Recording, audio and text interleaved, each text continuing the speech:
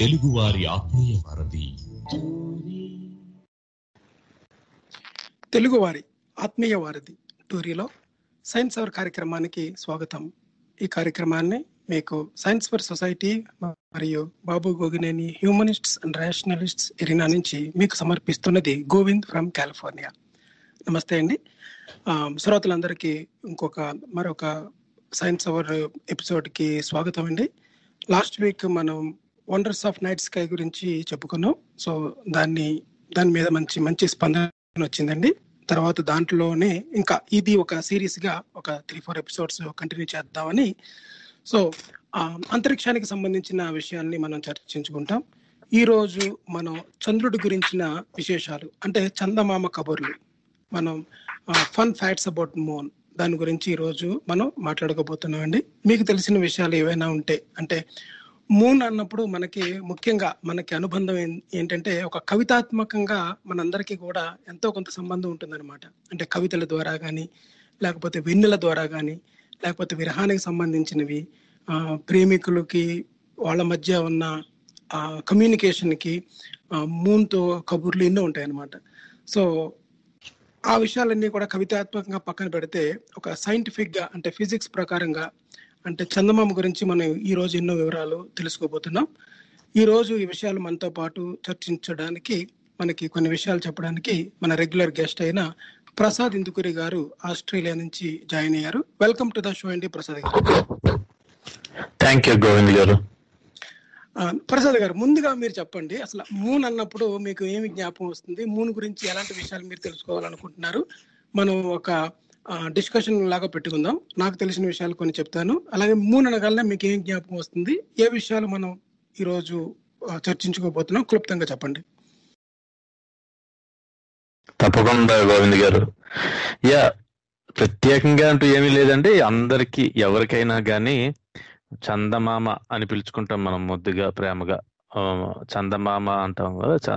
So చిన్నప్పుడు మనకి parents గోరుముద్దలు తినిపిస్తూ చూపించటము, లేదంటే అది కావాలి అన్న కృష్ణుడికి యశోద అద్దంలో చూపిస్తే తిన్నాడనో, ఇలాంటి కథలు కూడా ఉంటాయి. సో అవి కాకుండా కూడా మనం చిన్నప్పుడు బాగా చదువుకున్న కథల పుస్తకం టైటిల్ కూడా గుర్తొస్తుంది నాకు. ఐ థింక్ నాగిరెడ్డి చక్రపాణి గారు వాళ్ళ ఆధ్వర్యంలో ఇప్పటికీ ఉన్నట్టుంది, లేదంటే మోస్ట్ రీసెంట్లీ వరకు కూడా ఉన్నటువంటి నీతి కథల పుస్తకం ఏదైతే ఉందో, ద మోస్ట్ ఫేమస్ తెలుగు కథల పుస్తకం ఏదైతే ఉందో దాని టైటిల్ కింద కూడా చందమామ అని పెట్టడం జరిగిందనమాట. సో ఆకాశంలో నక్షత్రాలు తరువాత, లేదంటే అసలు చెప్పాలంటే ఒక్కొక్కసారి నక్షత్రాల కంటే కూడా ఎక్కువగా ఆహ్లాదకరంగా మనల్ని అబ్బురపరిచే విధంగా రోజు రోజుకి దాని ఫేజెస్ మారుతాయి అంటారు కదా, అది అలా మారుతూ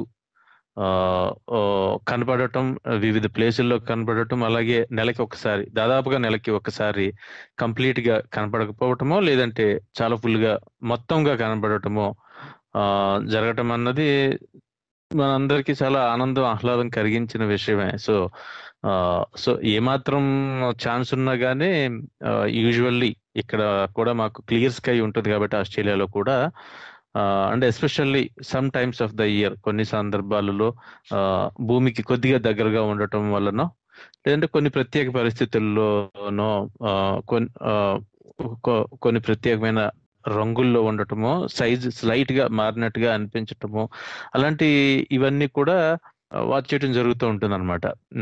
మనకి ఏమాత్రం టెలిస్కోప్ ఉన్నా కానీ ఇంకా క్లియర్ గా అందులో ఉండే క్రాటర్స్ అవి కూడా చూడవచ్చు. బట్ దాని అందాన్ని అలాగా మరి భూతద్దంలో చూసి ట్రై చేసి కంటే అది ఎలాగుందో అలా చూసి ఆ వెన్నెల్ని ఆస్వాదించడం అన్నది చాలా ఆనందకరమైన విషయం. అవన్నీ గుర్తొస్తూ ఉంటాయండి. గుడ్ అండి, థ్యాంక్ యూ. అంటే మూన్కి, అంటే మనకి భూమితో ఎంత దగ్గర సంబంధం ఉందో మనకి అలాగే చంద్రుడితో కూడా అందరికీ ఎంతో కొంత సంబంధం ఉంటుంది అన్నమాట. ముఖ్యంగా కవులకి, అలాగే రచయితలకి మూన్తో చాలా సంబంధం ఉంటుంది. ఏంటి, బాగా కొద్ది మెచ్యూర్ అయిన తర్వాత, మెచ్యూరిటీ లేనప్పుడు మనకి పిల్లలకి మీరు అన్నట్టుగా గోరుముద్దుల దగ్గర నుంచి చిన్న చిన్న కథల దగ్గర నుంచి చందమామ కథలు అన్నప్పుడు చందమామ చూపిస్తూనే కథలు వింటూ పెరుగుతారు అనమాట పిల్లలు. సో చంద్రుడికి చాలా దగ్గర సంబంధం ఉంటుంది మనందరికీ కూడా. నాకు ఇంకా కొద్దిగా ఉందండి, మా అమ్మాయి పేరుకు Vennela. Nice, very good. Yeah rice, thank you అండి.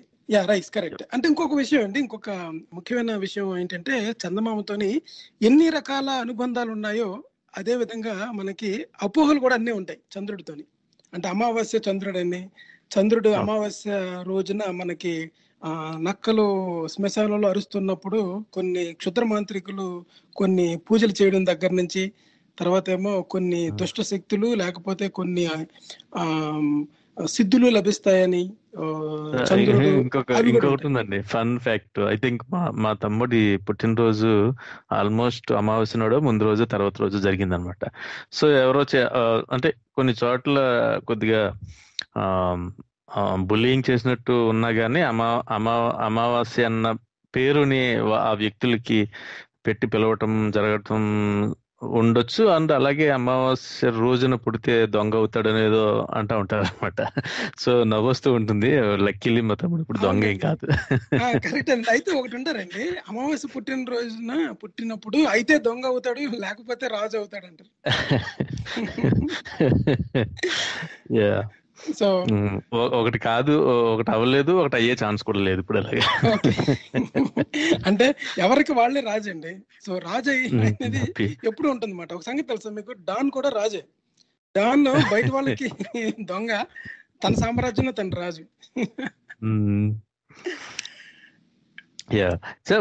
మనం ఒకసారి ఇంతకుముందు మూన్ ఏజ్ ఫార్మేషన్ వాటి గురించి ఎప్పుడో ఒక ఎపిసోడ్ చేసినట్టు గుర్తండి. ఒకసారి కొద్దిగా క్విక్ గా వివరిస్తారా గోవింద్ గారు? అసలు ఎప్పుడు ఎలాగా స్టార్ట్ అయిందని మనకి దొరుకుతున్న సిమ్యులేషన్స్ బట్టి, డేటాను బట్టి అర్థమవుతుంది అంటారు? షూర్ అండి, తప్పకుండా. ఇది ఒకసారి మనం అంతకుముందు చేసాము, ఒక రీక్యాప్ లాగా. అంటే చంద్రుడు అనేది ఎలాగ ఫామ్ అయింది అంటే మనకు కనిపిస్తున్న చంద్రుడు, దానికి ముఖ్యంగా ఒక 3 థీరీస్ ఉన్నాయండి. 3 థీరీస్, ఒక హైపోథెసిస్ అనమాట. మొత్తం 4 ఉన్నాయన్నమాట.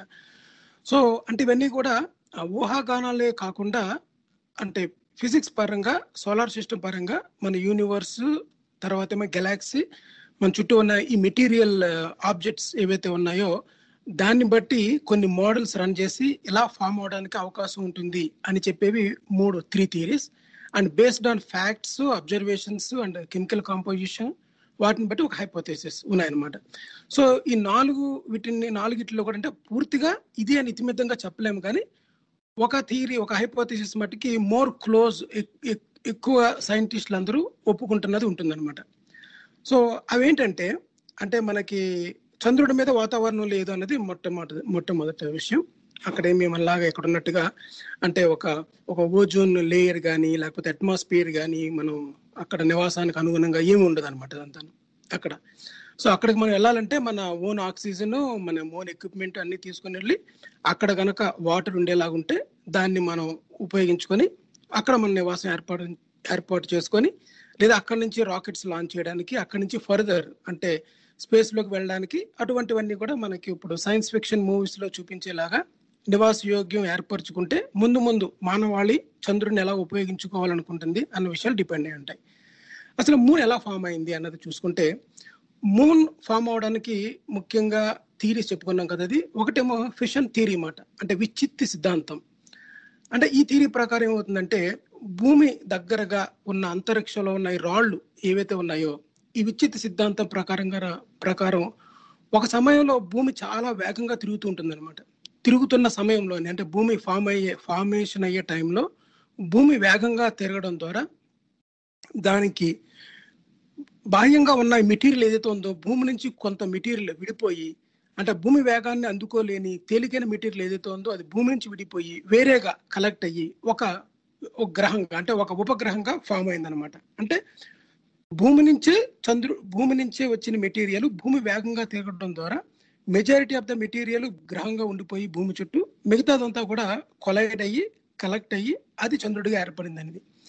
ఈ విషయాన్ని 1800 సంవత్సరంలో చార్లెస్ డార్విన్ కుమారుడు జార్జ్ డార్విన్, అంటే భూమికి చంద్రుడు సమానంగా కనిపిస్తున్నాడు అన్న దాన్ని బట్టి అయిందనమాట. ఎందుకంటే ఈ భూమి ఈ స్పీడ్ గా తిరుగుతున్నప్పుడు మనకి ఈ వెలాసిటీ ఏదైతే ఉందో అది హార్డ్ బాగా ఎక్కువ హెవీ మెటీరియల్ అంతా భూమితో పాటు ఉంటుంది, లైట్ మెటీరియల్ అంతా దాని నుంచి సెపరేట్ అయిపోతుంది అనమాట.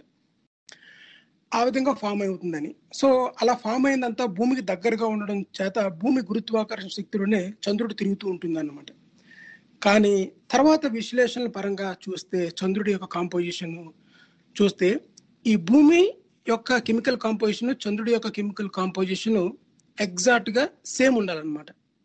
తర్వాత ఈ ఫార్మేషన్ కూడా ఎక్కడి నుంచి వచ్చిందంటే ఇప్పుడు ప్రస్తుతానికి ఉన్న పసిఫిక్ మహాసముద్రం ఎక్కడైతే ఉందో ఆ పసిఫిక్ మహాసముద్రం ఉన్న ఏరియా దగ్గర నుంచి కొంత మెటీరియల్ విడిపోయి చంద్రుడిగా ఫామ్ అయింది అన్నది యాక్చువల్ థియరీ అన్నమాట.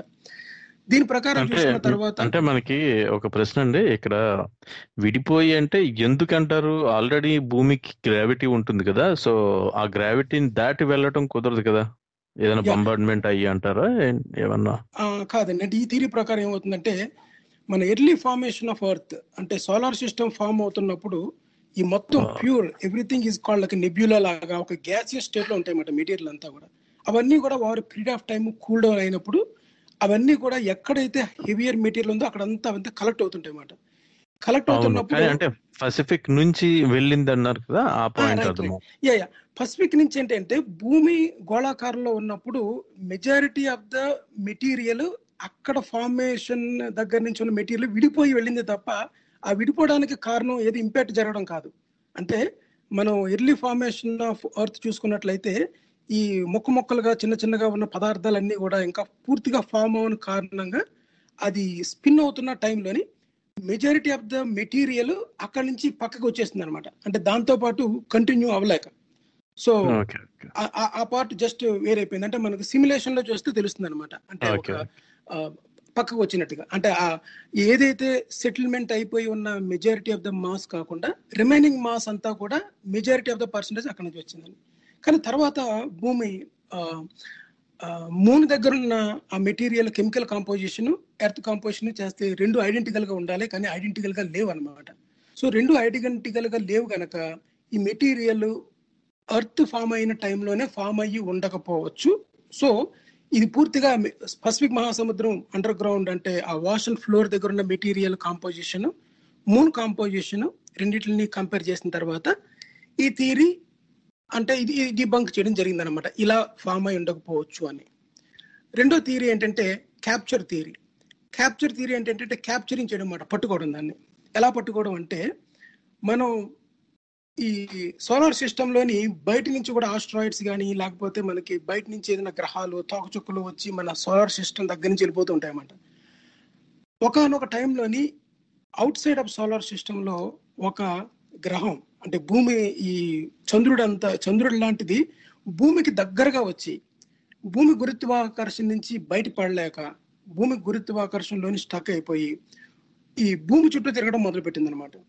అంటే ఈ భూగ్రహం దగ్గరగా పాస్ అయినప్పుడు ఈ ఎర్త్ యొక్క గ్రావిటేషనల్ ట్రాప్ లో ఉండిపోయింది, ఏది బయట నుంచి వచ్చిన గ్రహం అన్నమాట. అప్పుడు భూమిని దాటి ప్రయాణించలేకపోయింది అనమాట. సో ఆ విధంగా బయట నుంచి వచ్చిన ఈ మూన్ ఎర్త్ చుట్టూ తిరుగుతూ ఉండిపోయింది. సో ఇది క్యాప్చర్ చేయబడింది అనమాట. అంటే ఎక్స్ట్రా సోలార్ సిస్టమ్ దగ్గర నుంచి బయట ఎక్కడో ఫామ్ అయ్యి మన దగ్గరకు వచ్చి స్టక్ అవడంతో భూమితో తిరుగుతూ ఉండిపోయింది అనమాట అన్నది ఒక థియరీ. అయితే దీంట్లో మనకి రెండు లోపాలు కనిపిస్తాయి అనమాట. ఒకటి ఏంటంటే ఈ మూన్ అంత సైజు ఉన్నది భూమికి దగ్గరగా వచ్చి భూమి గురుత్వాకర్షణ శక్తిలో పడినా అది చాలా త్వరలోనే భూమి ఆకర్షణ శక్తి నుంచి విడిపోయి బయటికి వెళ్ళిపోతుంది అనమాట.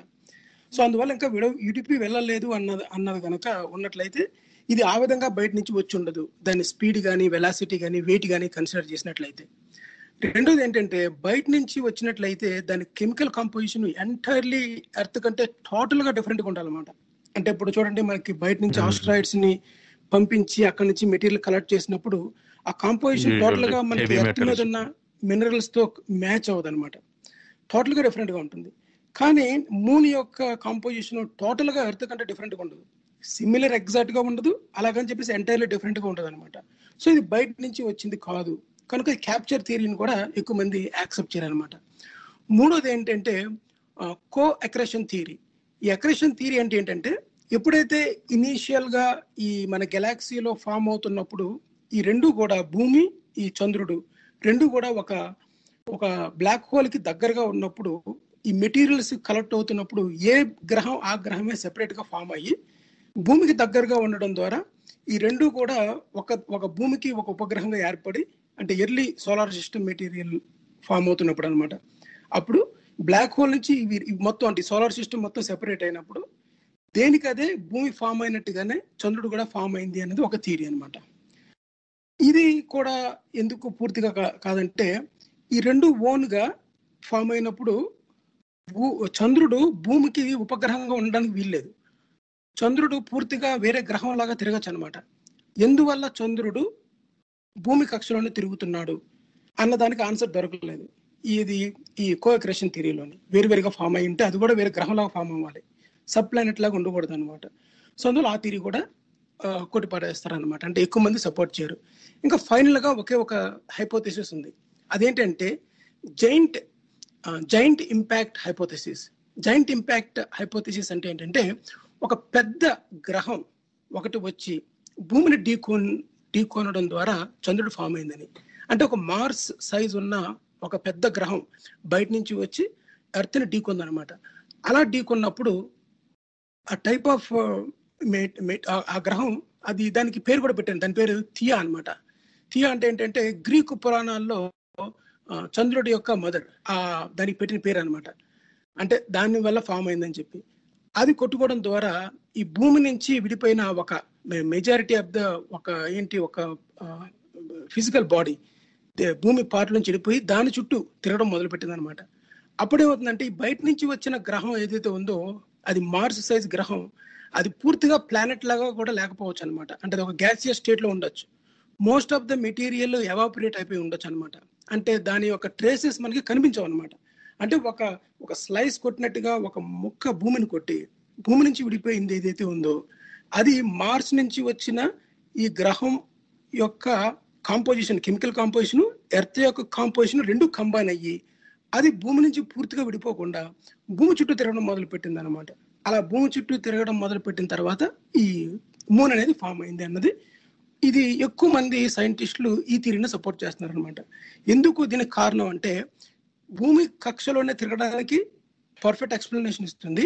రెండోది మూన్ యొక్క కెమికల్ కాంపోజిషన్, ఎర్త్ యొక్క కెమికల్ కాంపోజిషన్ ఆల్మోస్ట్ వెరీ క్లోజ్గా ఉంటాయి అనమాట, సిమిలర్ కాకపోయినా సరే.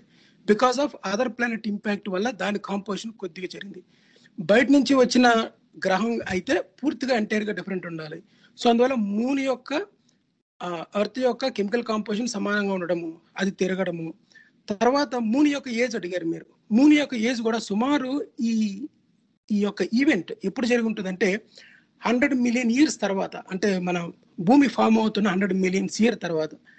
భూమి యొక్క వయసు 4.5 బిలియన్ ఇయర్స్ అనుకుంటే సుమారు 4.48 ఆ టైంలో మాట 200 మిలియన్స్ 100 మిలియన్స్ అటు ఇటులోని అప్పుడు ఈ మూన్ ఫామ్ అయి ఉంటుందని మూన్ ఏజ్ ని లెక్క పెట్టారు అనమాట. సో ఈ విధంగా మూన్ ఫామ్ అయినట్టుగా మనకి ఈ హైపోథెసిస్ ని ఎక్కువ మంది సపోర్ట్ చేస్తూ ఉన్నారు. బాగుందండి. అంటే అవి కాకుండా కూడా మనకి వేరే ఎవిడెన్స్లు కూడా ఉన్నట్టుగా మనకు తెలుస్తుంది. అంటే డెబ్రీ డిస్క్స్ ఉండటం కానీ, అంటే similar theories, similar type of objects ని చూడటం కానీ, ఇంకా ఎర్త్ కి మూన్ కి ఉండే స్పీడు అది రిలేటివ్ గా ఎక్కువ ఎందుకు ఉంది, అలాగే ఉండటానికి కారణమైన ఇంపాక్ట్ ఏమైనా అయి ఉంటుందా అన్నట్టుగా. బట్ ఏదైనా కానీ మనకున్న థియరీస్లున్నా, హైపోథెసిస్లున్నా మన నాలెడ్జ్ ఎక్స్పాండ్ అయ్యే కొలది కొత్త మన సుదూర ప్రాంతాలకి అడ్వాన్స్డ్ టెక్నాలజీస్ తో చూడటము, వేరు దశలలో ఉన్నటువంటి సిమిలర్ విషయాలని చూసి అర్థం చేసుకోవటము, అలాగే సిమ్యులేషన్ చేయటం ద్వారా, అంటే మనకి ప్రకృతిలో ఉండే ఈ డిఫరెంట్ బాడీస్ మధ్యన మనం ప్రెడిక్ట్ చేయగలిగేవి, అంటే ఈ ఫార్ములాస్ లో మ్యాథ్ లో పెట్టిన తర్వాత వాటి సైజుని బట్టి, మాస్ని బట్టి, స్పీడ్ని బట్టి, యాంగిల్ని బట్టి నెక్స్ట్ లొకేషన్ ఎలా ప్రెడిక్ట్ చేయగలమో అలాగే వెనక్కి కూడా రివర్స్ సిమ్యులేషన్ కూడా చేయగలం మనం. సో అలాంటి సూత్రాలను ఉపయోగించి రివర్స్ సిమ్యులేషన్ చేస్తే ఎంత వెనక్కి చెయ్యగలమో అన్నది ప్రశ్న కింద తీసుకుని దాన్ని సరిగ్గా అడ్రస్ చేయగలిగితే ఎక్కడ మొదలై ఉండవచ్చు అన్నదానికి ఏమైనా రఫ్గా ఐడియా వస్తుందేమో. So maybe in future we will have better understanding అన్నట్టుగా మనకు అర్థమవుతుంది. బట్ ఏదైనా కానీ అది మనకి ఉన్న టెక్నాలజీని, నాలెడ్జ్ని ఎక్స్పాండ్ చేసుకుంటూ వెళ్ళే కొలది మనకి ఆ రహస్యాలు కూడా బయటకు వస్తాయి అన్నట్టుగా మనం ఆశించవచ్చు. అవునండి, థ్యాంక్ యూ అండి. Yeah correct. మీరు ఫర్దర్ దాన్ని స్ట్రెంగ్తెన్ చేయడానికి ఏ విధంగా చేయొచ్చన్నది మ్యాథమెటికల్ మోడల్ ఒకటి. ఈ డిస్క్ అంటే ఏంటంటే ఇప్పుడు మన శనిగ్రహం చుట్టూ ఎలాగైతే రింగ్స్ ఎలా ఫామ్ అయ్యి డిస్క్ ఫామ్ అవుతుందో, జాయింట్ ఇంపాక్ట్ తర్వాత అటువంటి డిస్క్ ఫామ్ అయ్యి ఆ తర్వాత అవన్నీ కలెక్టివ్ గా ఫామ్ అయ్యి మూన్ ఫామ్ అయింది అన్నది. ఏ యాంగిల్లో కొట్టింది, ఎంత సైజు కొట్టుంటే ఇలా ఇంతే స్పీడ్ తోని ఇంతే సైజ్ మూన్ ఫామ్ అయ్యి ఇంత యాంగులర్ వెలాసిటీ ఎంత డిస్టెన్స్ లో అవడానికి అవకాశం ఉంటుంది, అవన్నీ కూడా సిమ్యులేషన్స్ ద్వారా మనం ప్రూవ్ చేయొచ్చు. యా కరెక్ట్ అండి, థ్యాంక్ యూ. అవును, అలాగే మనము మనకి ఇప్పుడు మీరు ఈ మూన్ మీద చాలా రీసెర్చ్ చేసి చాలా మెటీరియల్ కలెక్ట్ చేసినట్టున్నారు అంతకుముందు కూడా. సో దీని మూన్ మీద అసలు మనకి ఈ టైడ్స్ అనేవి ఎందుకు వస్తాయి, తర్వాత ఏమో ఈ మూన్ కి సంబంధించిన చాలా విశేషాలు అంతకుముందు మేము చెప్పినప్పుడు కొన్ని పైన డిస్కస్ చేసాము, కానీ మీరు మటుకి దీనికి సంబంధించిన విషయాలు కంటిన్యూ చేయండి. యా, టైడ్స్ గురించి చెప్తానండి. మనకి జనరల్ గా టైడ్స్ అంటే పోటు పాటు అంటారా ఏదో అంటారు కదా సముద్రం దగ్గర, తెలుగులో అయితే ఆటుపోటేనా? అంటే ఐ థింక్ ఎవ్రీ 4 hours కి చేంజ్ అవుతూ ఉంటుంది హై టైడ్, లో టైడ్ రావటం. సో కనీసం ఒక 10-15 అడుగులు, అంటే డిపెండింగ్ ఆన్ ఎంత హైట్ లో ఎలివేషన్ ఎలాగుంది అన్న దాన్ని బట్టి ముందుకి రావటం లేదా వెనక్కి వెళ్ళటం అన్నది గమనించవచ్చు. అంటే నీరు అంత ఎక్కువ మొత్తంలో ఆటు అంటారు, వెనక్కి వెళ్ళడం దాన్ని పోటు అంటారు తెలుగులో అయితే. Okay, yeah. సో అంత ఎక్కువ మొత్తంలో మనకి కనబడుతుంది సముద్రంలో. అంత ఎలివేషన్ డిఫరెన్స్ అన్నది ఎలా వచ్చింది అన్నది చూస్తే గనక మనకి మెయిన్ గా ఇక్కడ వర్క్ చేసేది చంద్రుని యొక్క ఆకర్షణ శక్తి భూమి మీద, అంటే దాని గ్రావిటీ. అంటే రెండు ఉంటాయి, చంద్రుడు అండ్ సూర్యుడు రెండిటి యొక్క ఆకర్షణ శక్తి పనిచేస్తుంది. కాకపోతే సూర్యుని కంటే కనీసం డబుల్ కంటే ఎక్కువ ఐ థింక్ మనకి చంద్రుని యొక్క ఆకర్షణ శక్తి వలన మనం చూస్తే గనక, మనం అబ్జర్వ్ చేస్తే గనక భూమి ఒక పక్కన, చంద్రుడు ఒక పక్కన ఊహించుకుంటే గనక ఈ టైడ్స్ ఏదైతే ఉంటాయో అది భూమికి చంద్రుడికి మధ్యలో ఉండే చోట ఎక్కువ ఉంటుంది. అలాగే అవతల వైపును కూడా ఎక్కువ ఉంటుంది. ఎందుకంటే మధ్యలో, అంటే చంద్రుని వైపుగా ఉన్న చోట ఏమవుతుందంటే ఈ గ్రావిటేషనల్ పుల్ ఆఫ్ మూన్ అన్నది వర్క్ చేయటం వల్ల పైకి లెగటము. అలాగే ఎగ్జాక్ట్లీ ఆపోజిట్ సైడ్ లో ఏమవుతుందంటే మళ్ళీ అక్కడ గ్రావిటేషనల్ పుల్ లేకపోవటం కారణంగా కూడా అది భూమికి ఎవేగా వెళ్ళే అవకాశం ఉంటుంది compare to gravitational pull on the moon side అన్నట్టుగా. సో ఇది మన పిక్చర్స్ చూస్తే తెలుస్తుంది, ఈజీగా అర్థమవుతుందండి. ఇందులో కొత్తగా చెప్పేది ఏమీ లేకపోయినా, సో ఎప్పుడైతే చంద్రుడు భూమి చుట్టూ తిరుగుతూ ఉంటాడో చంద్రుడు ఉన్న వైపున, అంటే ఇది ఇంత సింపుల్ కాదు యాక్చువల్గా, ఇంకా మల్టిపుల్ వేరియబుల్స్ ఉన్నాయి ఇందులో. బట్ మేజర్గా ఇక్కడ పనిచేసేది చంద్రుని యొక్క గురుత్వాకర్షణ శక్తి. అలాగే అందుకనే మీరు న్యూ మూన్, ఫుల్ మూన్ అప్పుడు చూస్తే గనక, అంటే అమావాస్యకి పౌర్ణమికి ఎక్కువగా అలలు ఉండటము, ఈ టైడ్స్ ఎక్కువ ఉండటము గురించి కూడా మనం అందుకే ఇదే మనకి ఎక్స్ప్లెయిన్ చేస్తుంది. మనకి సన్ కి మూన్ కి కూడా ఉండే గ్రావిటీ అన్నది కంబైన్డ్ గా వర్క్ చేయటం వల్ల, ఎందుకంటే అమావాస్యకి కానీ పౌర్ణమికి కానీ సూర్యుడు, చంద్రుడు, భూమి ఆల్మోస్ట్ ఒక సరళ రేఖ మీదకి, అంటే ఖచ్చితంగా సరళ రేఖ అయితే మనకి ఎక్లిప్స్ వస్తుంది. బట్ మూన్ తిరిగే ప్లేన్ ఏదైతే ఉందో అది స్లైట్లీ ఇంక్లైన్డ్ కాబట్టి ప్రతి అమావాస్యకి లేదా ప్రతి పౌర్ణమికి మనకి ఈ గ్రహణాలు రాకపోవటానికి అది కారణం. సో అలా చూస్తే గనక మనకి అవి రెండు కంబైన్డ్ గా యాక్ట్ చేయటం వలన ఆ వేరియేషన్ అనేది కూడా ఎక్కువ ఉంటుంది. అంటే ఏ ప్రదేశంలో అయితే ఆ సందర్భంలో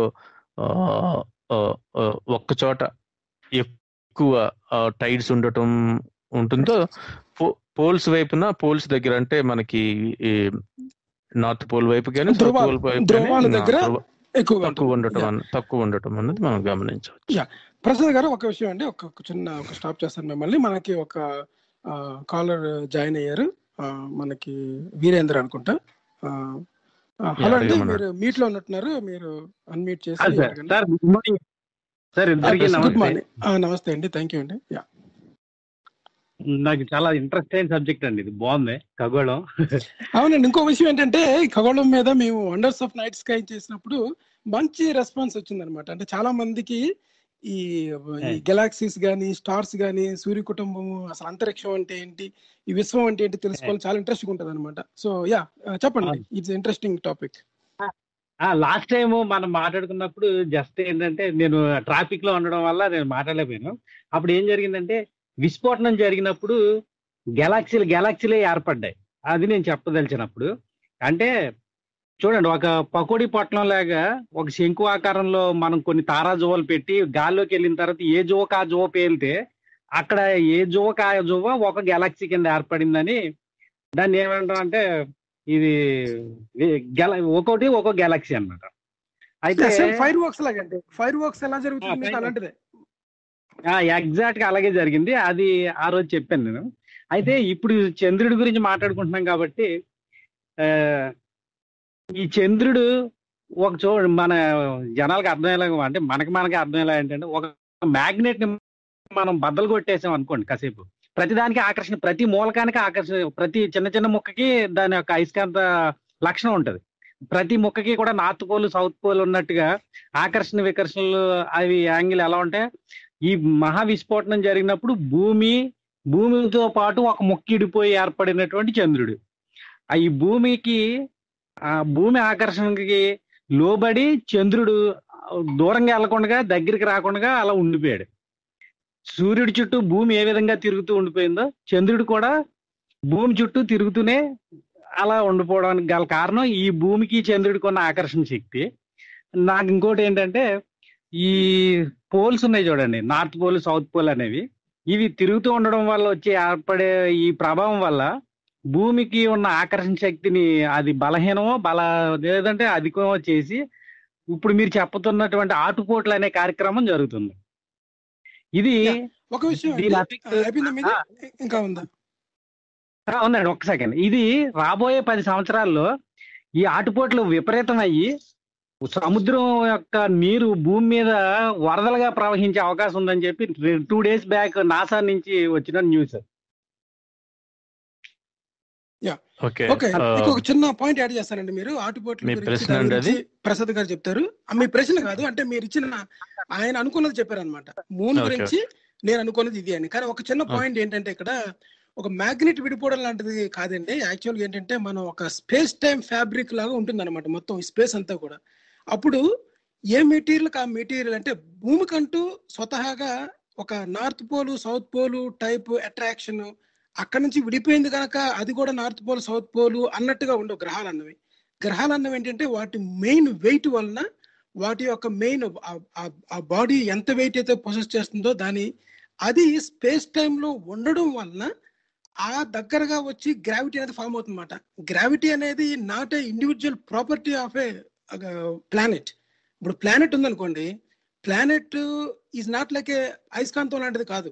భూమి ఒక పెద్ద అయస్కాంతం అంటే ఏంటంటే, గ్రావిటీ అనేది భూమికి రావడం కాదు, ఆ స్పేస్ టైం అన్న దాంట్లో ఉండడం ద్వారా హెవియర్ ఆబ్జెక్ట్స్ దగ్గరికి స్మాలర్ ఆబ్జెక్ట్స్ వస్తాయి అనమాట. సన్ అనేది ఎలాగుందో, సన్కి దగ్గరగా భూమి వచ్చింది అంటే సన్ నుంచి భూమి విడిపోయిందని కాదు. అదే విధంగా భూమి నుంచి నేను చెప్పేది ఏంటంటే, ఇవి మ్యాగ్నెట్ టైప్ కాదనమాట. ఈ స్పేస్ టైం ఫ్యాబ్రిక్ లోని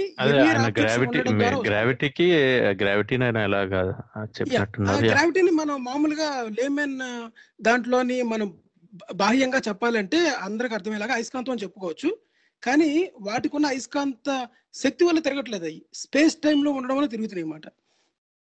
అయితే ఇంకో ప్రశ్న ఏంటంటే సార్, ఇప్పుడు భూమి 27 degrees బెండ్ అయ్యి ఉంది కదా, ఇది 23.7 degrees కరెక్ట్. ఒక సెకండ్ బెండ్ అయి ఉంది. ఇప్పుడు సూర్యుడి యొక్క ఆకర్షణ శక్తికి భూమి ప్యారలల్ గా ఉన్నప్పుడు ఏ ఆధారంతో 23 డిగ్రీలు అంటే బేస్ లైన్ ఒకటి ఉంటది కదా మనకి కింద, ఆ బేస్ లైన్ దేంతో కొలిచినట్టండి ఈ ఆకర్షణ శక్తికి సంబంధం లేకపోతే? ఉత్తర దక్షిణ ధృవాలు ఏవైతే ఉన్నాయో ఉత్తర దక్షిణ ధృవాల నుంచి ఒక యాక్సిస్ ఫామ్ అయినట్టుగా చూసుకుంటే అది స్పిన్ అయ్యే డైరెక్షన్ ఏదైతే ఉందో దానికి 23.8 డిగ్రీలు ఉందన్నమాట. అదే బేస్, అంతే. నేను అనేది అది స్పేస్ లో ఏ ఆధారం లేదు మనకి, బేస్ లైన్ అనేది లేకుండా ఒక యాంగిల్ 23 డిగ్రీలు అలా బెండ్ అయిందని మనం ఎలా మెజర్ చేస్తాం అనేది నేను చెప్తానండి. బేస్ లైన్ అంటే మనకి సోలార్ అంటే భూమి సూర్యుని చుట్టూ తిరిగే సర్కిల్ ని మీరు ఊహించుకుని దాన్ని ఒక డిస్క్ లాగా ఊహించుకుంటే అదంతా ఒక ప్లేన్ అది ప్లేన్ అవుతుందండి. సో భూమి అన్నది ఖచ్చితంగా పెర్పెండిక్యులర్ గా ఉండి తిరుగుతుంది అనుకోండి, అప్పుడు 90 డిగ్రీస్ లో ఉంటుంది. భూమి నుంచి సూర్యునికి ఉండే గీతకి 90 డిగ్రీస్ ఉంటుంది. ఏది సెంటర్ ఆఫ్ ఎర్త్ నుంచి సెంటర్ టు ద పోల్ అన్నది ఉంటుంది. కానీ భూమి ఒక పక్కకి 23.5 డిగ్రీలు ఒరిగి ఉండటం అన్నది అది ఖచ్చితంగా ఎంత అంటే పిక్చర్ లో చూస్తే క్లియర్ గా అర్థమవుతుంది. సెంటర్ ఆఫ్ ఎర్త్ నుంచి పోల్కి ఉండేది ఎంత ఉండాలి, ఎంత పక్కకి వంపు తిరిగింది అన్న దాన్ని బట్టి కొలుస్తామండి. సో బేస్ లైన్ అక్కడ మనకి ఈజీగా తెలుస్తుంది, కనపడుతుంది.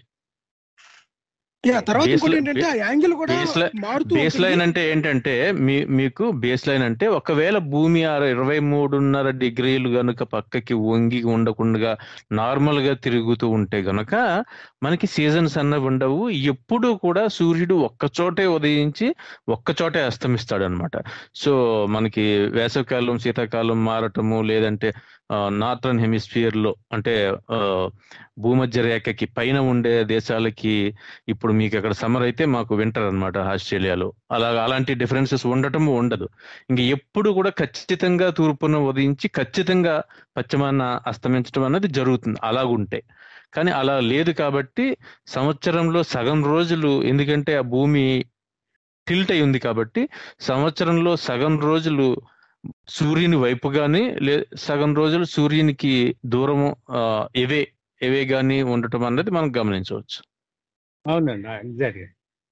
అంటే నేనేమైనా ఎక్స్పెక్ట్ చేశానంటే ఈ సూర్యుడి యొక్క నార్త్ సౌత్ పోల్ ని పెర్పెండిక్యులర్ గా భూమి యొక్క ఇది ఉంటుంది కదా, సో వేరే ఆకర్షణ ఏదో ఉండడం వల్ల ఇది బెండ్ అయ్యింది, దేనికో లోన్ అయ్యింది, ఇది వేరే గెలాక్సీలో దేనికోసమో లేదంటే ఇది తిరిగే విధానంలోనా నేను ఊహించుకుంటున్నాను.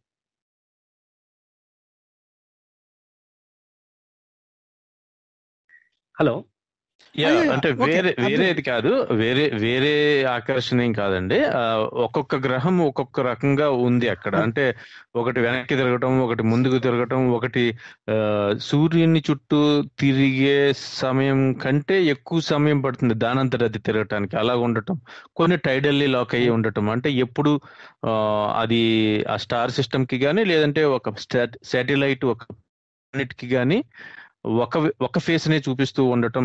అలాగే మ్యూచువల్లీ టైడల్లీ లాక్డ్ కూడా ఉంటాయి కొన్ని రకాలైనటువంటి. సో ఇవన్నీ డిస్కస్ చేసుకుందాం ఎలాగా మనం, అది కూడా ఆ పాయింట్ కూడా తీసుకొచ్చారు కాబట్టి. అంటే ఇప్పుడు ఆ ఎర్త్ మన యూనివర్స్ సోలార్ సిస్టమ్ ఫామ్ అయినప్పుడు ఆ స్పిన్ అనేది ఎలాగ వస్తుంది, దానిపైన మన ఆ మెటీరియల్ అంతా కలెక్ట్ అయ్యే డైరెక్షన్ ఏదైతే ఉందో, ఇప్పుడు వీనస్ ఉంది అనుకోండి, అది వేరే ఆపోజిట్ డైరెక్షన్ తిరుగుతుంది అనమాట. ఎర్త్ ఏమో ఇంకోలా తిరుగుతుంది. ఎర్త్ టిల్ట్ అయి ఉంటుంది, కొన్ని టిల్ట్ అయి ఉండవు. సో ఈ టిల్ట్ ఇదంతా కూడా ఫామ్ అయిపోయిన తర్వాత వాటి బెనిఫిట్స్ ఏవైతే ఉన్నా అవి మనం మాట్లాడుకుంటున్నాం. అంటే సీజన్స్ గురించి ఎర్త్ వంగలేదు, ఎర్త్ వంగింది కనుక సీజన్స్ వస్తున్నాయి, అదనమాట.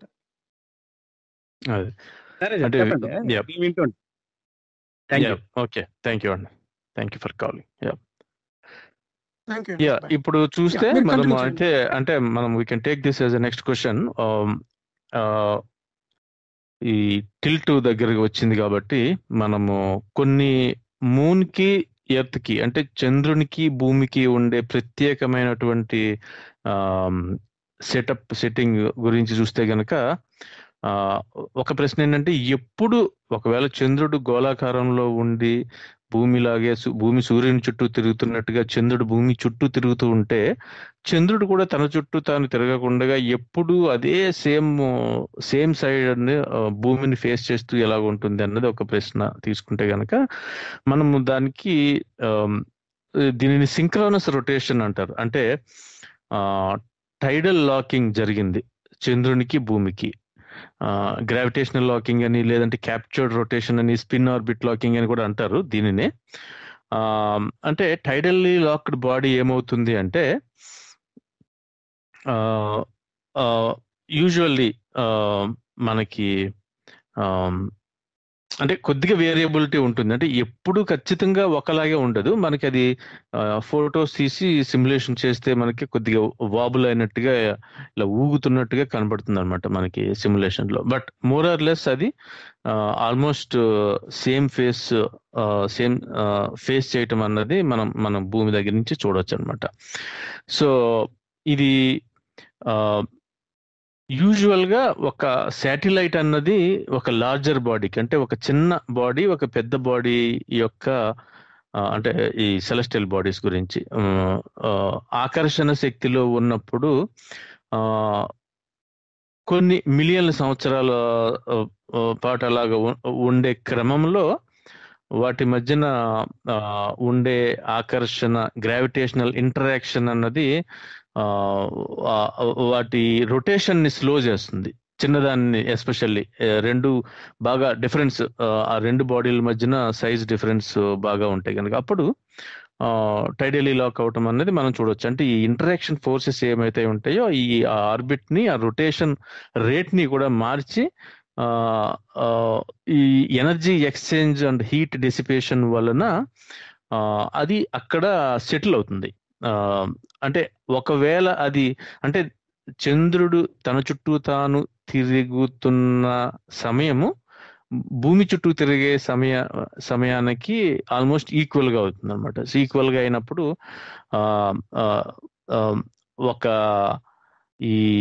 ఒకవేళ ఆ రొటేషన్ సిస్టమ్ నుంచి బయటికి రావాలనుకుంటే గనక ఎనర్జీ యాడ్ చేయాల్సిన అవసరం వస్తుంది. సో ఇది ఫిజిక్స్ లో మనకి తెలుస్తుంది అనమాట. సో దాని వలన ఏమవుతుందంటే అలాంటి పరిస్థితి ఉండదు కాబట్టి మనకి అది లాకింగ్ స్టేట్ లోనే ఉండటం అన్నది మనకి జరుగుతుంది. అంటే కొన్ని అయితే మనకి, అంటే టైడల్లీ లాక్ లో కూడా సింక్రోనస్ రొటేషన్ లో మనకి కొన్ని అయితే మ్యూచువల్లీ ఉంటాయి. ఐ థింక్ మూన్ కి కూడా మనకి ఈవెన్చువల్ గా ఏమవుతుంది అన్నది చూస్తే గనక అంటే చంద్రుడు మనకి భూమికి దగ్గరగా రావటమో దూరంగా జరగటమో జరుగుతుందా, అక్కడే ఉందా అనుకుంటే గనక సంవత్సరానికి 1.5 అంగుళాల దూరం జరుగుతున్నట్టుగా మనకి తెలుస్తుంది భూమి నుంచి చంద్రుడు అన్నది.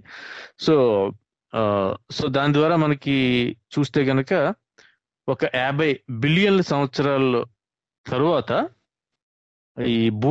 ఈ చంద్రుడు అన్నది చందమామ దూరం జరగటం ఆగిపోయి it will settle into a nice and stable orbit అన్నట్టుగా ఒక స్టేబుల్ ఆర్బిట్ లోకి వచ్చిన తర్వాత అప్పటికి భూమి చంద్రుడు కూడా మ్యూచువల్లీ లాక్డ్ అవుతాయి అన్నట్టుగా మనకి తెలుస్తుంది. Tidally lock to each other అంటారు.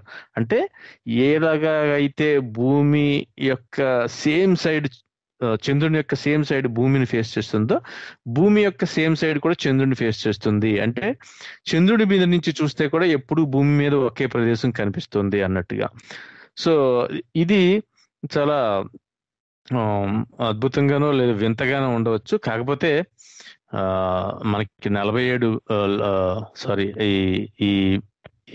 50 బిలియన్ల సంవత్సరాల పాటు మనకి సూర్యుడే ఉండడు. So sun is going to be a red giant in 5 billion years అంటారు. నెక్స్ట్ 5 బిలియన్ల సంవత్సరాల తర్వాత, అంటే అప్రాక్సిమేట్ గా సైంటిస్టులు వేసిన లెక్కల ప్రకారం సన్ అన్నది రెడ్ జైంట్ కింద అయ్యి భూమిని కూడా కన్జ్యూమ్ చేసేస్తుంది. ఆల్మోస్ట్ భూమి దాకా కూడా అది లాస్ట్ ప్రాసెస్ లో, రెడ్ జైంట్ ప్రాసెస్ లో వస్తుంది అన్నట్టుగా. సో ఈ చంద్రుడు గురించి చెప్పిన ప్రెడిక్షన్ నిజమవటానికి ముందే సౌర కుటుంబంలో భూమి, దాని మీద ఉండే జీవాలు, అందులో ఉండే మనము కూడా ఉనికిలో ఉండకపోవటం అన్నది జరగవచ్చు. ఇంకోటి అంటే ఈ టైడ్స్ అనేవి వీటి వలన, అంటే చంద్రుడు దగ్గరగా రావడం కానీ దూరంగా, అంటే వెన్నెల, బిగ్ మూన్, వీటి వల్ల ఈ వేవ్స్ ఉన్నాయి కదా, మనకేమన్నా ఎఫెక్ట్ ఉంటుందా? ఈ టైడ్స్ అవి మన మీద ఏమన్నా ప్రభావం ఉంటుందా అన్నది ఒక ప్రశ్న అన్నమాట, ఈ మూన్ గురించి మనం తీసుకున్నప్పుడు. అంటే భూమి మీద అయితే ఖచ్చితంగా ఉంటుందని మనకి తెలుస్తుంది, అండ్ దాని గ్రావిటీ వలన టైడ్స్ వస్తాయి అన్నట్టుగా. చంద్రుని ప్రభావం మన మీద అంటున్నారా, వ్యక్తుల మీద అంటున్నారా? అంటే ఇప్పుడు కొంతమంది చెప్తుంటాం కదండి, ఇప్పుడు పున్నమి వెన్నెల బాగా ఉన్నప్పుడు, ఫుల్ మూన్ ఉన్నప్పుడు మనకి టైడ్స్ పెద్దగా వస్తుంటాయి కదా, అలాగే మన బాడీలో కూడా వాటర్ ఉంటుంది. ఈ చంద్రుడు మనకి అది చాలా ప్రభావాలు సార్లు ఉంటాయి. ఈ మధ్య చాలా సార్లు డిబంక్ చేసిన ఇటువంటి అపోహలు ఉంటాయన్నమాట. అంటే అంటే ఏంటంటే మన శరీరంలో చేంజెస్ ని కలిగించేంత డిఫరెన్స్ అన్నది మనం అబ్జర్వ్ చేయగలిగేంత డిఫరెన్స్ ఉండదు చంద్రునికి భూమికి మధ్యన ఉండే. లేదంటే కొన్ని ప్రత్యేక సందర్భాల్లో ఇందాక అనుకున్నట్టుగా ఫుల్ మూన్ కి కానీ న్యూ మూన్ కి కానీ ఆ అట్రాక్షన్ పవర్, ఆ గ్రావిటేషన్ పవర్ అన్నది ఎక్కువగా ఉంటుందా? ఉంటే గనక అది మనిషి ఒంట్లో ఉన్న నీరు మీదో బాడీ మీదో డిఫరెన్స్ చూపించేంత స్థాయిలో అయితే ఉండదనే మనం ఎక్స్పెక్ట్ చేయొచ్చు. చాలా పెద్ద బాడీ ఉండి భూమి మీద ఉన్న సముద్రం మీద అంత దాని మీదే ఒక ఫ్యూ ఫీట్ కూడా అది డిఫరెన్స్ ఉండదు. సో అది అంతే కదండి. ఇప్పుడు ఒక చిన్న తొట్టులోని ఒక చిన్న పెద్ద పళ్ళెని తీసుకొని దాంట్లో నీళ్లు వేసారనుకోండి, దాంట్లో వేవ్స్ రావు మీకు. ఇంకొకటి మనకి ఇది కొన్ని స్టడీస్ అయితే జరిగినాయి. యాక్చువల్గా ఇవి ఎక్కడ మొదలై ఉంటాయంటే, ఇప్పుడు జనరల్ గా హ్యూమన్ బాడీ సైకిల్ ఏదైతే ఉంటుందో, ఈ అమావాస్య పౌర్ణమి అన్నది స్లైట్లీ డిఫరెంట్ ఉంటాయి. అంటే స్లీప్ సైకిల్స్ లో కానీ, మనుషుల కార్యక్రమాల్లో కానీ, వాళ్ళ దినచర్యలో తేడాలు కానీ, లేదంటే తొందరగా పడుకోవటమో లేదంటే లేటుగా పడుకోవటమో అన్న దాన్ని బట్టి, లేదంటే ఆ సందర్భాన్ని అనుకూలంగా ఉపయోగించుకుని ఎవరైనా ఎలాంటి పనులైనా చేయవచ్చా, లేదంటే చేయకుండా ఉండటం కానీ జరుగుతుందా? ఎందుకంటే మీరు చూస్తే దొంగతనాలు అది ఫర్ ఎగ్జాంపుల్ అమావాస్య నాడు జరుగుతాయి అనుకోండి, లేదంటే ఇంతకుముందు స్నేక్స్ ఒక ఎపిసోడ్ లో కూడా చెప్పుకున్నట్టు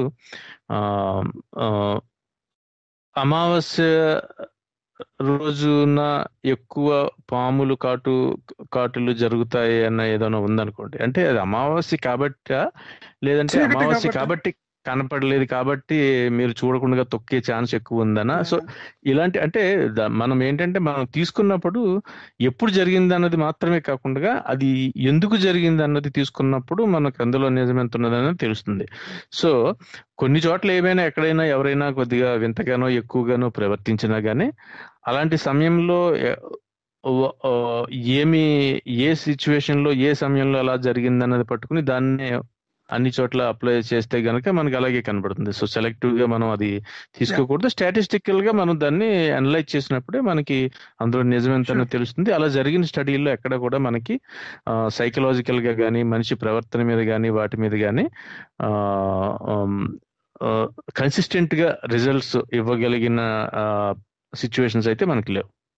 అదేనండి, ఇప్పుడు మెంటల్ డిజార్డర్స్ ఉన్న వాళ్ళు ఎవరైనా సరే అమావాస్యకి పున్నానికి డిఫరెంట్ గా ప్రవర్తిస్తారు అన్నప్పుడు, అటువంటి వాళ్ళ మీద ఒక లైటింగ్, అంటే ఇప్పుడు వెన్నెల లైట్ అన్నది మన కళ్ళల్లో పడే లైట్ ఏది ఉందో, బ్లూ లైట్, ఇప్పుడు బ్రెయిన్ లో ఉన్న కొన్ని మెలటోనిన్ అనే ఒక ఎంజైమ్ ఏదైనా వచ్చినట్లయితే మనకి స్లీపింగ్ డిజార్డర్స్ ఎలా వస్తాయో, సేమ్ అటువంటి అన్ని కూడా నారో డౌన్ చేసి వాళ్ళ యొక్క ఆరోగ్యానికి సంబంధించినట్టుగానే చెప్పాలి తప్ప, దాన్ని జనరలైజ్ చేసి చూసే వాళ్ళ జరిగింది కనుక ఈ గ్రహణాల ప్రభావం జనాల మీద ఉంటది అని జనరలైజ్ చేయకూడదు. కాకపోతే మనుషుల మీద కాకపోయినా యాక్చువల్లీ ఈ effect of tides on earth చూస్తే గనుక, అంటే చంద్రుని ఆకర్షణ శక్తిలో ఉన్న భూమి మీద వచ్చే ఈ టైడ్స్ వలన భూమి రొటేషన్ లో తేడా వస్తుంది ఓవరాల్ గా అన్నట్టుగా మనకి తెలుస్తుంది. అంటే దాదాపుగా ప్రతి 100 సంవత్సరాలకి 2.3 మిల్లీ సెకండ్స్ లాంగ్ అవుతుంది మన డే. అంటే భూమి స్లో అవటం అంటే ఆ, రోజు పెరగటం. కాబట్టి 100 సంవత్సరాలకి 2.3 మిల్లీ సెకండ్లు అనేది చాలా చాలా చాలా తక్కువ అనమాట. సో అంటే అంత పెద్ద భూమి మీదే అలా టైడ్స్ రావటం వలన ఆ అంత పెద్దగా ఎఫెక్ట్ లేదు అన్నట్టుగా మనకి తెలుస్తుంది. ఇంకో ప్రశ్న అంటే ఒకటి, మూన్ అనేది అది అప్సైడ్ డౌన్ అంటే సదరన్ హెమిస్ఫియర్ నుంచి చూసినప్పుడు అది అప్సైడ్ డౌన్ గా కనిపిస్తుంది. ఎందువల్ల మనకి మూన్ అప్సైడ్ డౌన్ గా కనిపిస్తుంది? ఇది ఇది కూడా యాక్చువల్ గా ముందు నేను అసలు ఆలోచించనే లేదు. ఇక్కడికి వచ్చిన తర్వాత అర్థమైంది అనమాట ఎవరో చెప్పినప్పుడు. అది చూస్తే అవును కదా అని అబ్బురపడటం జరిగింది. సో మీరు చూస్తే గనక ఒక 2 సర్కిల్స్ గీసి డిఫరెంట్ సైజులో ఉన్నవి మన పేపర్ మీద దేని మీద చూస్తే ఒకటి భూమి అనుకుని ఇంకొకటి చంద్రుడి చిన్నది అనుకుంటే, భూమి మీద నార్థర్న్ హెమిస్ఫియర్ లో ఉన్న వాళ్ళు ఏ యాంగిల్ నుంచి చూస్తున్నారు, అలాగే సదర్న్ హెమిస్ఫియర్ అంటే భూమధ్య రేఖకి దిగువగా ఉండే దేశాలు, సౌత్ అమెరికన్ దేశాలు, అలాగే ఆస్ట్రేలియా, న్యూజిలాండ్ లాంటి దేశాల్లోంచి చూసే వాళ్ళైతే ఎలా నుంచుని ఎటు నుంచి చూస్తూ ఉంటారు అన్నది చూస్తే మనకి భూమి మీద పైన కింద అంటూ ఉండవండి. భూమి అంటే ఒక గ్లోబ్ తీసుకుంటే, గ్లోబ్ మీద ఒక మనిషి బొమ్మకి సంబంధించిన ఒక మ్యాగ్నెట్ అంటించాం అనుకోండి, గ్లోబ్ మీద పైన నార్థర్న్ హెమిస్ఫియర్ లో అంటిస్తే తల అన్నది పైకి ఉంటుంది, కాళ్ళు అన్నది భూమిని ఆనుకుని ఉంటాయి. సో సేమ్ సదరన్ హెమిస్ఫియర్ లో కూడా అలాగే కాళ్ళు అన్నది భూమిని ఆనుకునే ఉంటాయి, తల బయటకు ఉంటుంది. కాబట్టి భూమి అంటే ఒక యాంగిల్లో మనం చూస్తూ ఉంటే గనక నార్థర్న్ హెమిస్ఫియర్ లో ఉన్న వాళ్ళందరూ తలకిందులుగా ఉన్నట్టుగా అనిపిస్తారు యాక్చువల్లీ. అందుకనే మీకు మనకి చిన్న పిల్లలకి అర్థం అవ్వకపోతే, గ్రాస్ప్ చేయలేకపోవచ్చు, కానీ భూమి మీద ఉండటము భూమికి కింద అని ఉండదు. అంటే సౌత్ పోల్ అనేది భూమి కింద కాదు, ఎక్కడ నుంచి ఉంటామో అదే పైన. సో మేము ఆస్ట్రేలియా నుంచి చూస్తే ఆస్ట్రేలియా పైన ఉంది, అమెరికాను, ఆఫ్రికాను, ఆస్ట్రేలియా, యూరోప్ కంట్రీస్ ఏదైతే ఆపోజిట్ సైడ్ ఉన్నాయో అవి కింద అంటాం. సో ఎవరికి వాళ్ళే పైన, మిగతా వాళ్ళందరూ కింద అన్నట్టుగా ఉంటుంది. అండ్ ఇప్పుడు ఈ యాంగిల్ చూస్తే కనుక మీరు పైనుంచి చూసే వాళ్ళకి సేమ్ చంద్రుడిని తలకిందులుగా చూస్తూ ఉంటారు కింద వాళ్ళు కంపేర్ చేసినప్పుడు. కాబట్టి అది చంద్రుడు బొమ్మ తీసుకుంటే, ఫోటో తీసుకున్నా కానీ ఖచ్చితంగా అది తలకిందులుగా కనబడుతుంది ఇక్కడి నుంచి సదరన్ హెమిస్ఫియర్ లో ఉన్న వాళ్ళకి. అది కారణం. అవును. ఇంకా సింపుల్ గా చెప్పాలంటే ఎలా ఉంటుందంటే, ఒక బంతి తీసుకొని ఒక టెన్నిస్ బాల్ దాని మీద మనం గుండు సూదులు గుచ్చాం అనుకోండి, మొత్తం అంతా పైన గుండు సూది, కింద గుండు సూది చూస్తే కింద ఆ గుండు సూది ఏదైతే ఉందో దాన్ని హెడ్ అనుకుంటే పైన, కింద ఉన్నదానికి హెడ్ కింద ఉంటుంది అనమాట. అంటే మీరు విజన్ అనేది ఈ గుండు సూది మనిషి అనుకొని తల అనేది ఆ పైన ఉంటుంది కనుక పక్కన చూసినప్పుడు ఇంకొక టెన్నిస్ బాల్ కాకుండా ఇంకొక చిన్న ఒక గోల్ఫ్ బాల్ పట్టుకోండి, గోల్ఫ్ బాల్ దూరంగా పెట్టనుకోండి, అది దాని మీద మీరు కనుక ఒక మనిషి బొమ్మ వేసినట్లయితే, కళ్ళు చిన్న ఇలాగా ముక్కు నోరు వేసినట్టు అలా పట్టుకొని ఉండండి. అప్పుడు ఈ గుండు సూది చూసే ఈ వ్యూయింగ్ యాంగిల్ లోంచి చూసినట్లయితే దానికి ఫేస్ అప్సైడ్ డౌన్ కనిపిస్తుంది. ఈ టెన్నిస్ బాల్ పైన ఉన్న గుండు సూది నుంచి చూసినట్లయితే మీకు తినగా కనిపిస్తుంది అనమాట. సో అర్థం చేసుకోవడానికి అలా అర్థం చేసుకోవచ్చు. ఇంకో ప్రశ్న ఏంటంటే, మూన్ రకరకాల కలర్స్ మారుతూ ఉంటుంది కదండి. ఒకసారి బ్రౌన్, బ్లూ, రెడ్ రకరకాల కనిపిస్తుంటుంది. అసలు అలా మారడానికి, ఆ కలర్స్ లో కనిపించడానికి కారణం ఏంటి?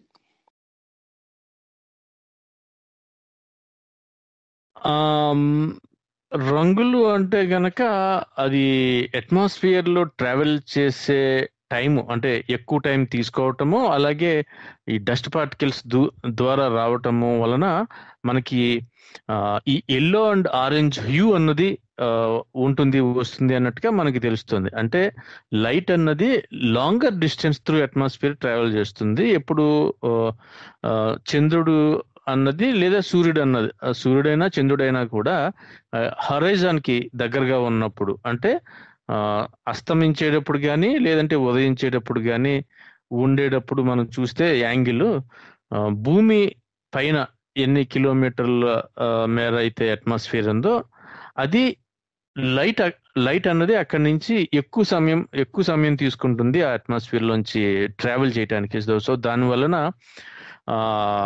ఈ బ్లూ వేవ్ లెన్స్ అన్నవి blue side of the light ఉన్నవి, ఆ వేవ్ లెంత్స్ అన్నవి అవి స్కాటర్ అవే అయిపోతాయి.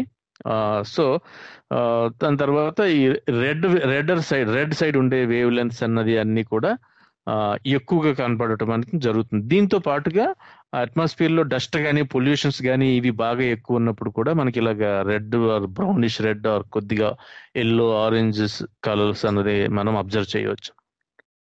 యా, అంటే మన అట్మాస్ఫియర్ నుంచి వచ్చిన ఈ కిరణాలు ఏవైతే ఉన్నాయో కాంతి యొక్క వక్రీభరణం కారణంగా మనకి అలా కనిపిస్తూ ఉంటుంది అనమాట, including different types of particles atmosphere లో ఉన్న కారణంగా.